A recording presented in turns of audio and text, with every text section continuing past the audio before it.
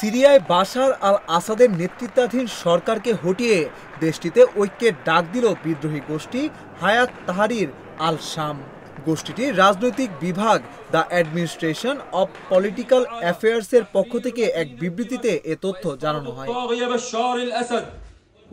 বিবৃতিতে বলা হয়, সিরিয়ার মুক্তি তার সকল সন্তানদের জন্য একটি বিজয়, যারা এর ভূমি ও জনগণের ঐক্যের জন্য আত্মত্যাগ করেছে।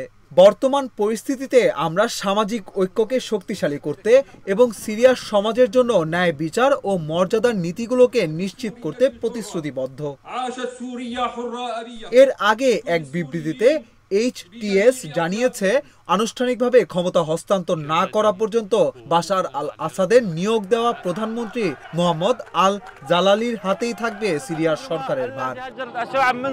বিবৃতিতে এইচটিএস প্রধান আবু মোহাম্মদ আল জোলানি বলেন, বিরোধীদের দামেস্কের কোনো প্রতিষ্ঠানের দখল নিতে নিষেধ করা হয়েছে।